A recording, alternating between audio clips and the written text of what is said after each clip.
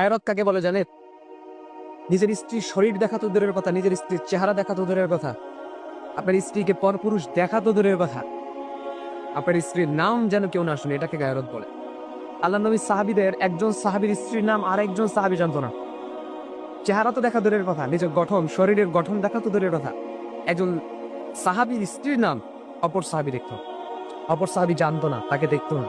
তো এটাকে বলে গায়রত। আপনার স্ত্রীকে আপনি সাবধানতার সাথে পর্দার সহিত আপনি রাখবেন, এটাকে গায়রত বলা হয়। আপনি এমন জীবন সঙ্গী বেছে নিবেন যে জীবন সঙ্গী খাদিজা রাদিয়াল্লাহু তাআলা আনহার চরিত্রের সাথে মিলে, যে জীবন সঙ্গী খাদিজা রাদিয়াল্লাহু তাআলা আনহার মতো হাজার কষ্টের পরেও আপনার সঙ্গে থাকবে। তার চেহারা থাকুক বা না থাকুক, বয়স কত হয় হোক, তার ধন সম্পদ থাকুক বা না থাকবে, এমন জীবন সঙ্গী আপনাকে নিতে হবে যে জীবন সঙ্গীকে জীবনে কোনো পরপুরুষ তাকে চোখ দিয়ে রেখে নেই, তার নামটা পর্যন্ত শুনেনি, এটাকে গায়রত। গায়রত কাকে বলে জানেন? নিজের স্ত্রীর শরীর দেখা তো দূরের কথা, নিজের স্ত্রীর চেহারা দেখা তো দূরের কথা, আপনার স্ত্রীকে পরপুরুষ দেখা তো দূরের কথা, আপনার স্ত্রীর নাম যেন কেউ না শুনে, এটাকে গায়রত বলে। আল্লাহ নবী সাহাবীদের একজন সাহাবীর স্ত্রীর নাম আর একজন সাহাবী জানতো না।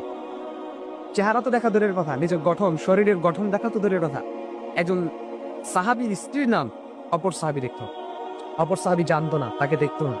তো এটাকে বলে গায়রত। আপনার স্ত্রীকে আপনি সাবধানতার সাথে পর্দার সহিত আপনি রাখবেন, এটাকে গায়রত বলা হয়। আপনি এমন জীবন সঙ্গী বেছে নিবেন যে জীবন সঙ্গী খাদিজা রাদিয়াল্লাহু তাআলা আনহার চরিত্রের সাথে মিলে, যে জীবন সঙ্গী খাদিজা রাদিয়াল্লাহু তাআলা আনহার মতো হাজার কষ্টের পরেও আপনার সঙ্গে থাকবে।